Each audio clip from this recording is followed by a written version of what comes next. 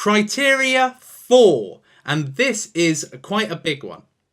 Criteria 4 is how replicatable or copyable is the platform surrounding the cryptocurrency. Okay, so if you go on Poloniex, all you see is a load of cryptocurrencies by name. Okay, you haven't necessarily gone to any websites, you haven't looked on any forums, you just see the name. And it's impersonalized. So what you need to do is you need to do some research and find out what is the platform around it. You know, Ripple is going to be used as a currency in Japan. Now that's not replicatable, and that's why it had such a huge surge in value. Because it had a platform, or it had a future development that was not easily replicatable. Okay, they managed to do it based on their own success. Okay, and the same with Steem. Steem is another great example. If you have a look on Poloniex or on Bittrex, you won't see any other platform like this. Okay, you won't see any other website looking like this. They all have a website. Most of them have websites. They offer wallets. They offer some good features, but are the features unique? A lot of cryptocurrencies that I see, PivX, Dash, they're all quite similar in what they provide to users. Okay, they're all very similar in how they look and the information they present. Whereas something like Steem is completely unique. It's a social network where the actual members get paid by cryptocurrency. Now, because this isn't easily replicatable, it makes it much more unique in the marketplace.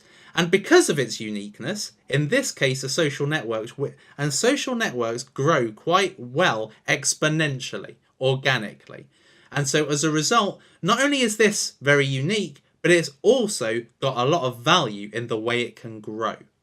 So you need to look at the features that are offered by the digital currency you're looking to invest in. And how replicatable is it by another cryptocurrency? How similar does the platform from one cryptocurrency look to the next? This is completely unique. I found no other platform like this behind a cryptocurrency.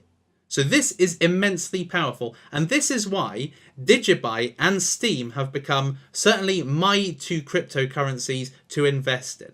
Okay, but they both have a personal affinity to me.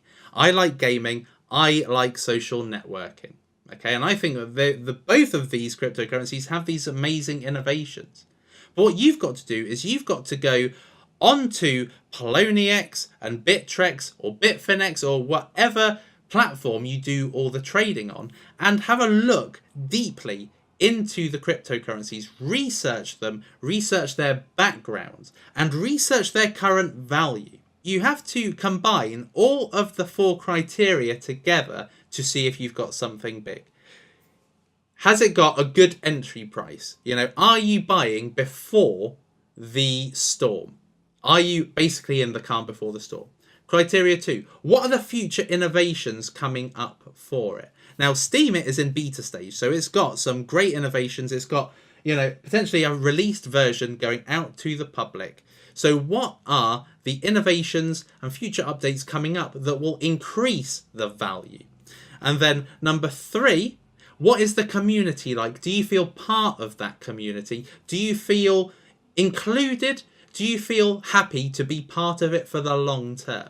Because when it comes down to cryptocurrencies, the whole pump and dump kind of strategy of just putting money in and then dumping it as soon as it falls down in value is a short-term strategy. But the long-term strategy, which is arguably the most valuable, we have a look back to Bitcoin Plus.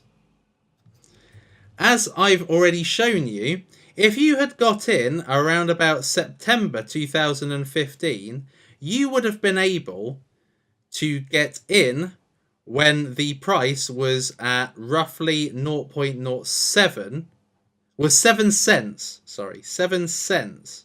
So there it is, 7 cents. So if you had bought or plowed $1,000 into Bitcoin Plus at this point and then left it for a year and a half, okay, that's a long game. If you left it for a year and a half, then you would have made 1,000 times the value. Okay, and you would be a millionaire. If you were to put $1,000 at this point down here, you'd be a millionaire now. Okay, but if you did the pump and dump strategy, okay, so you buy in at 7 cents, and then over time, ooh, yeah, this is getting pretty good, and it's $1.90 or something like that. Then you've made probably $10,000. Yet, if you really wait, then you can make massive long-term gain. Okay, now Bitcoin's quite a big one. It's got quite a wide space between going from 0.7 cents to $80. Okay, but you've got recent examples like Dash, Ripple, PivX that have done extremely well in a short-term period. So it doesn't have to be a year and a half. But if you're going to play the long game, it's a good idea to be part of a community that you are happy to keep coming back to. Because if you don't like it, if it's hostile to you, or if you have nothing in common with them, you can't be in it for the long game. So you've got to play it like a good strategy. A lot of people that invest in stocks and shares, they play a huge game. They invest for 20, 30 years before they cash it out. So a year and a half even is relatively short to get such a massive benefit. So you've got to love the community. And then lastly, is the community, is the platform behind the cryptocurrency replicatable? If it isn't, you've got a potentially amazing cryptocurrency there. And if you've got all of these factors combined, you're onto a winner. And the great thing about this is that you can actually apply brains to the process. You're not just going on Poloniex and going, right, I'll buy some EXP, I'll buy some ZEC, I'll buy some VRC, I'll buy some ARDR, I'll buy some BLK. That could work. If you've got some that do obscenely well and some that do obscenely badly, you balance it out and you don't necessarily make a lot of money, but you don't lose a lot of money. But it's not a system that will allow you to make long-term rewards and gains. So if you're going to play the long game, you need those 4 factors. So I hope that has really helped educate you on what you can do to make sure that you've got a cryptocurrency you can invest in for the long term and spot the potentially enormous gains that it can make. So I hope that's helped, and I'll see you in the next lecture.